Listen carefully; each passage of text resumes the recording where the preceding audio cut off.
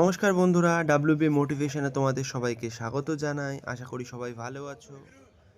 তোমাদের রিকোয়েস্টে আমি আরেকটা নতুন ভিডিও নিয়ে এসেছি। তোমরা সবাই বলেছিলে যে হাইট মেজারমেন্ট, ওয়েট মেজারমেন্টে কড়াকড়ি করছে কিনা, বা হাইটে ছাড় দিচ্ছে কিনা, বা ওয়েটে ছাড় দিচ্ছে কিনা, দ্বিতীয়বার করে মেজারমেন্ট হচ্ছে কিনা।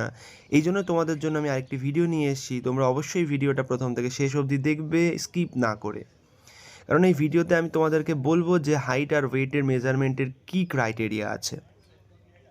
তো যাদের আগে রান ছিল তাদের মধ্যে বেশিরভাগ ছেলেরাই পাস করে গেছে। রানের যে রেট, পাসের যে হারটা, সেটা আগের থেকে অনেক বেশি। এটা শুনে খুবই ভালো লাগছে যে রানের রেটটা বেশি, তোমরা সবাই খেটেছো। পিএমটি অর্থাৎ ফিজিক্যাল মেজারমেন্ট টেস্টের ক্ষেত্রে তোমাদের যে হাইট বা ওয়েটের ক্রাইটেরিয়া, সেই ক্রাইটেরিয়া অনুযায়ী সেই হাইট আর ওয়েটের মেজারমেন্ট করা হচ্ছে। কারোর যদি হাইটে একটু বেশি কম থাকে সেক্ষেত্রে তারা একটু দেখে নিচ্ছে। আর ওয়েটে যদি মেজারমেন্টে প্রবলেম হয়, ওয়েট মেজারমেন্টের ক্ষেত্রে তোমাদেরকে জল খেয়ে আসতে বলছে। এবং দ্বিতীয়বার এখানে সুযোগ দেওয়া হচ্ছে। ব্যারাকপুর এসএসএফ গ্রাউন্ডের কথা বলছি।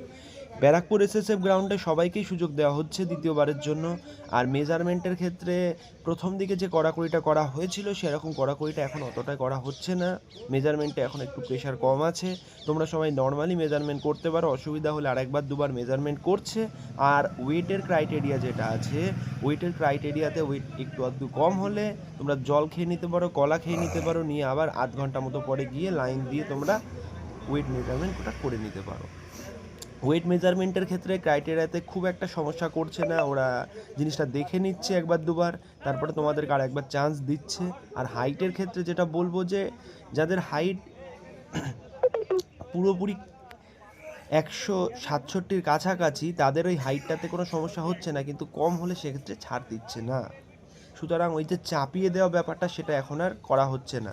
নর্মালি আগে যেরকম হাইটের মেজারমেন্ট হচ্ছিল সেরকমভাবে আর প্রেশারাইজড হচ্ছে না। পাশাপাশি বন্ধুরা, তোমাদের আরও একটা খবর জানিয়ে রাখি, খুব তাড়াতাড়ি প্রবাবলি এই উইকের মধ্যে তোমাদের কেপির রেজাল্ট আসতে চলেছে। কেপির রেজাল্ট আসার পর তোমাদের মাঠ হবে। তোমরা সবাই প্রস্তুত থেকো নেক্সট মাঠের জন্য। যাদের মাঠ হয়েছে তারা মাঠটাকে ধরে রেখো, আর যাদের হয়নি তারা প্র্যাকটিস করে অবশ্যই পরের মাঠটা তোমাদেরকে অবশ্যই পেতে হবে কিন্তু।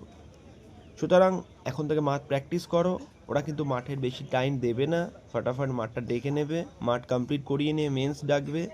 আবার ইন্টারভিউ আছে, ডাব্লিউবিপি যা পাস করেছো তোমাদের ইন্টারভিউ আছে। তোমরা ইন্টারভিউটা এখন থেকে কিছুটা সময় দিয়ে হলেও ইন্টারভিউটা দিতে শুরু করো। আয়নার সামনে দাঁড়িয়ে নিজেকে অ্যাড্রেসিং করো, নিজেরা কিছু স্ক্রিপ্ট লেখো, লিখে নিজেরা তৈরি করো। আমিও তোমাদেরকে একটা ভিডিও দেবই নিয়ে খুব তাড়াতাড়ি, যে কীভাবে ইন্টারভিউটা প্রিপারেশান নেবে, কীভাবে তোমরা ইন্টারভিউতে নিজেকে রিপ্রেজেন্ট করবে, সেই সম্পর্কে তোমাদেরকে নতুন একটা ভিডিও আমি দেবো। আর তোমরা নিজেরাও আগে থেকে আয়নার সামনে দাঁড়িয়ে নিজেকে বলা প্র্যাকটিস করো, যাতে তোমাদের ওখানে গিয়ে নিজেদের মধ্যে ভয় না লাগে। কনস্টেবলের রেজাল্ট দিয়েছে, তোমরা কারা কারা জিডিতে পেলে অবশ্যই জানাবে। অবশ্যই কমেন্ট করে জানাও যে তোমরা কারা কারা জিডিতে পেলে, কারা বিএসএফে পেলে, কারা সিআরপিএফে পেলে, কারা সিআইএসএফে পেলে। তোমরা সবাই অবশ্যই জানাবে আমাদেরকে। শুনে ভালো লাগছে যে তোমরা অনেকেই কোয়ালিফাই করে গেছো জিডিতে। বন্ধুরা, আজকের ভিডিও এই পর্যন্ত। আবার দেখা হবে পরের ভিডিও।